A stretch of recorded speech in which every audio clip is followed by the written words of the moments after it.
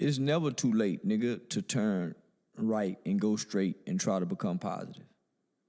Give a fuck how wrong and how bad and how dangerous and how violent and how much killing you done. It's never too late to stop, nigga. Turn right and go straight and try to do good. That's real. It ain't never too late.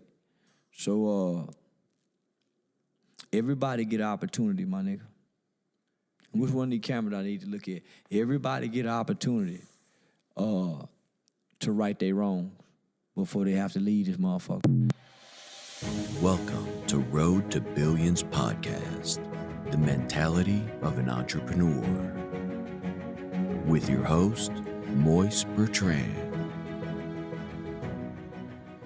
Yes, sir. I'm back and I'm better. I know you guys missed me. I know you guys was like, man, one thing about him, bro, he be saying he gonna drop some podcast episodes and he don't be dropping them back to back how he say. But I'm here now. You feel me?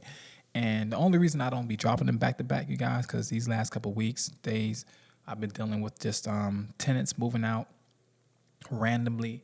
I mean, I had like 2-3 tenants just leave in the middle of the night, not wanting to pay rent. So, I've been dealing with that, eviction notices on those two properties, as well as just, getting them back up and running, because now that I see that it was a lot of extensive damage left in these properties, damaged walls, baseboards are literally coming off the wall, the vinyl flooring that I literally put in. Mind you, I fixed this house up from horrible condition to immaculate condition. And the way it's looking now, it looked like somebody just went through there and hit the sledgehammer through different parts of the wall, and the floors are just like coming apart. It just looks crazy in there, man. And, it was just something I just had to really take a breather on and just really recalibrate myself. I even went as far as taking a little bit of time away from boxing. Still been working out, still doing my thing, but I couldn't really go to boxing as much because when I go to boxing, I still have to deal with these tenants and evictions, and I really don't have anybody who can actually follow up on these things for me because I'm usually there in person, So I had to postpone that, but I'm gonna be back there sooner than later. You feel me? Boxing, no, I'm in level boxing, and my coach know I'm serious. But other than that, man, I've been working, putting people on, of course, into real estate, and just giving people the knowledge. And this is one of the things I tell people all the time.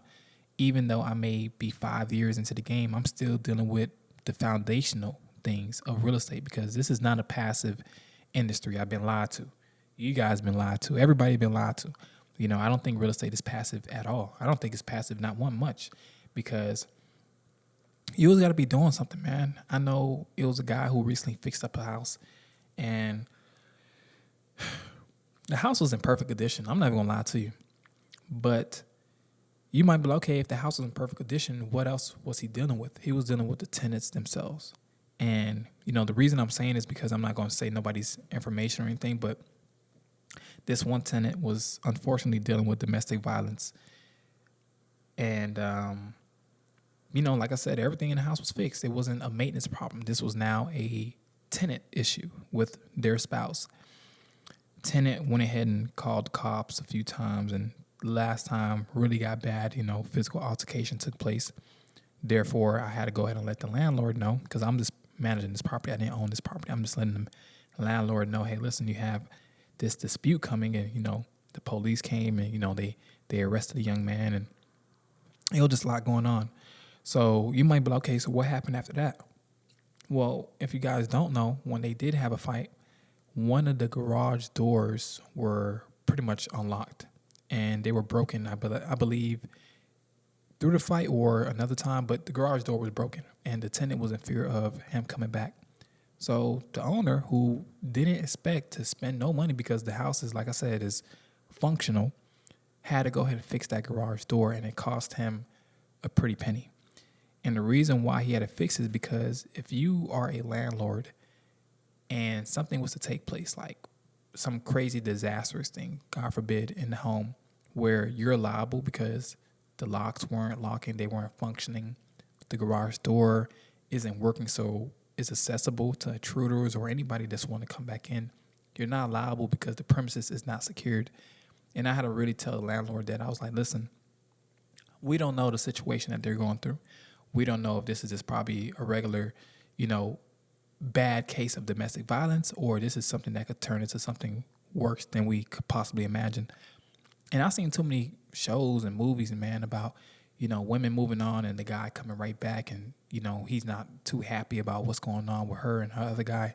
So it was this love triangle going on pretty much. Not in that case, but that could have been a situation.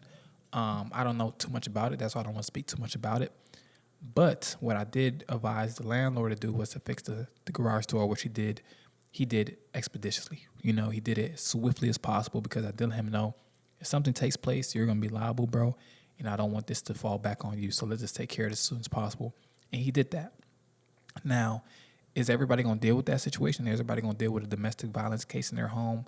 No. Is everybody going to deal with somebody getting robbed at their home? No. But these percentages are not exclusive to not one person. These percentages are open to everybody. It could happen to anybody, even a regular person, So you being responsible for what goes on in your home is very, very, very, is a priority, right? When I tell people, when people move out your homes, your rental properties, I kind of give it 3-4 days before you get back up and running. I don't like a home sitting down vacant, because what happens is you have people who are called squatters that will find a way into the home, breaking the window, breaking the door, breaking something to get in, especially getting cold around this time. So, they're trying to figure out how to keep warm. And you don't want to have a home that, didn't have no problems, and now you let it sit for a week or two just because you're trying to find guys to work on it or find a tenant in the meantime. And, it's even worse now, because you let people in and people squatting, and they may not want to get out. And those are one of the tough situations, because I did run into a situation like that on the property I was going to buy here in Atlanta. The owner literally begged me to buy the property. The property was 100 G's. The property was worth probably $450,000. But the people who were squatting in it didn't want to leave at all. They literally told me, "Hey, I want $5,000." And I looked at them, like I seen an alien. They were like, "What's the deal?" I was like, "The deal is you don't own this home, and you're making demands with me. Like, how do I even know you're gonna move out? Oh, you know I'm gonna move out, man. 5,000 could get me into a new spot." I'm like, "But there is nothing guaranteeing this taking place." So I felt for the landlord, because I was like, "Dog, like, this beautiful home is a concrete duplex. One person living on the other side, the other, squatters were living on the other side of the duplex, and they weren't budging. They wanted 5 bands in total, $2,500 for each." And that was a risk I was not willing to take, because anything could have took place. I could have been fixing up this home in the process, and they could have came right back and did the same shit. And if the police ain't helping, if the city ain't helping, if the insurance or anybody not helping get these guys out of their home, what are you going to do? As someone who just rehabbing this house, the landlord couldn't get them out. So I kind of figured that, whenever you do things that you possibly not accustomed to or comfortable with, you just got to go through it. You just got to do it, man. You just got to really do it, and just know that it's going to get better. Hopefully I believe that landlord did take care of it. That was like 1.5 years ago. But, when I was looking at the situation from that time, I felt like, damn, I don't know how he going to deal with it. But that's why we have time. That's why we have conscious thinking, because we're able to figure out solutions, to our problems. And, that's one of the best things about life, bro. You don't have to have it figured out, which is why I put the Charleston White intro in the beginning, because a lot of us, we're not perfect. Me personally, I'm not perfect. I made a lot of mistakes, knowingly, unknowingly. And I admit those. I admit those every chance I get, whether it's on a podcast, whether it's in person, whether it's talking to a business partner or a mentor or a regular friend of mine.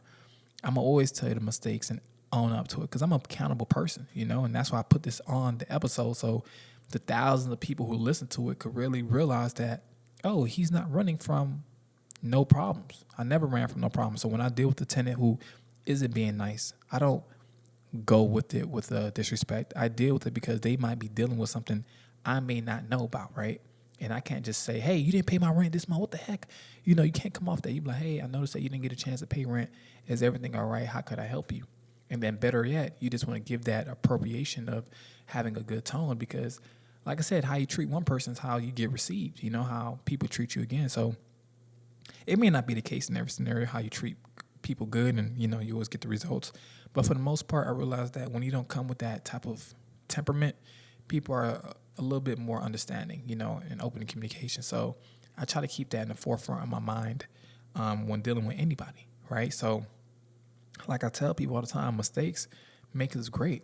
You know, without mistakes, you won't learn no lessons. If everything didn't have a consequence to it, would people really change who they are? You know, if you kept doing something your whole life and never got in trouble for it or never dealt with the repercussions, you know, you're never going to learn from it, you know, even though if it's bad. But some people, they feel like since they never got in trouble with it or nobody ever dealt with them, they feel like, hey, it's not that bad after all. And that's why you got to change your life as soon as possible. You got to be open to, you know, different routes, different journeys, because every journey is different. And meeting the person who could possibly change your life could happen in the blink of an eye, you know, whether it's bad, whether it's good. Any interaction is going to take you one way or the other, right? And you guys got to make sense of that. When you're in relationships, when you're in real estate, when you're in business, mistakes are going to happen, right?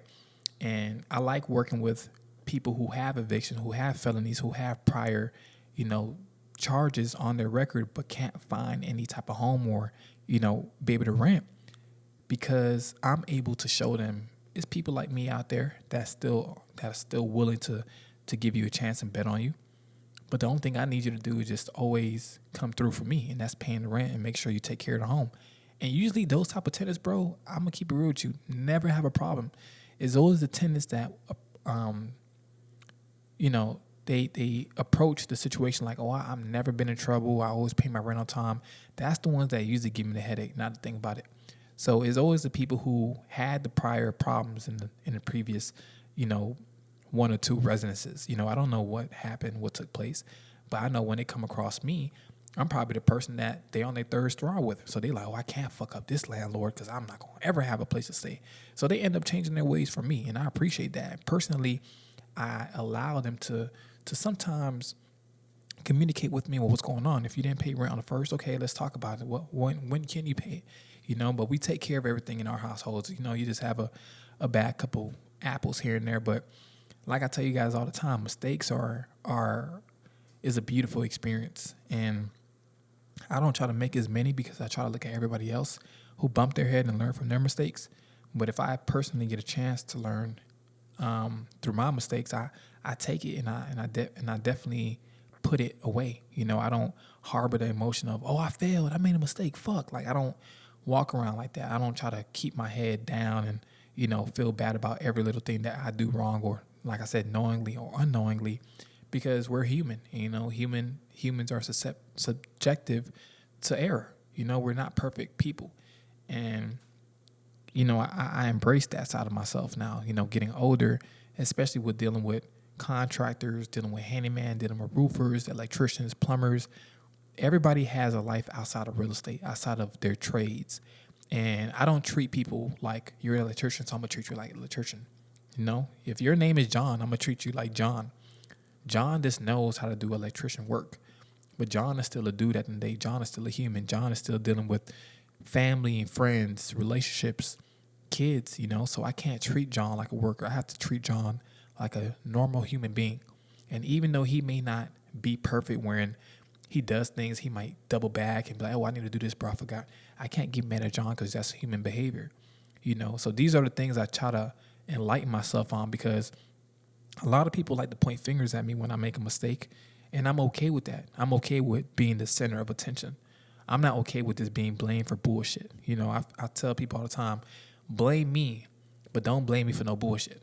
You know, if something went wrong, okay, Mo got me invested into this. But if we all get rich, are people gonna still point the fingers at me and say, oh, it was because of Moist we got rich?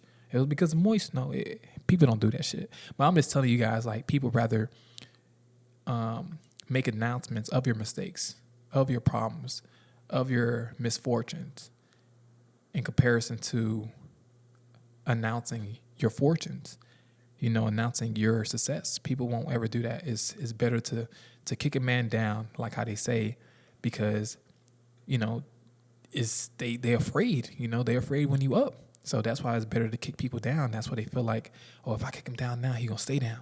But, you know, you always got to rise up, you know, despite what's going on. So I try to tell everybody, like, if you want to get into real estate, you're going to have these conversations with yourself. You know, this is why I have this episode and these podcast episodes being recorded and sent to you guys because, you know, like I said all the time, I've been in this shit for 5 years and I'm still dealing with janky workers, you know, bad lenders, you know, fucked up deals, and just bad relationships with partnerships. But, you know, this is what makes us great. This is what makes me an expert in my field and becoming a professional more and more and more every day.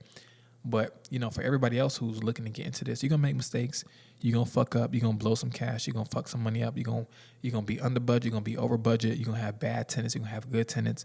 You're going to have days and months where you feel like you're going to be fucked up. You're going to have days and months you're going to feel like Bill Gates. You're going to be up. And that's what comes with this territory, right? But the only thing I urge you guys is to never give up, is to never let nobody or the outside world dictate or paint the picture of who you are or what they want you to be. Because you like you cool. You don't need nobody telling you who you are, because deep down inside, you know what your heart is telling you, you know? So I don't really tell people I'm a real estate investor. I tell people I'm Mo. You know, I'm a serial entrepreneur, because that falls under everything. You know, I do everything. I'm a creative. I'm a thinker.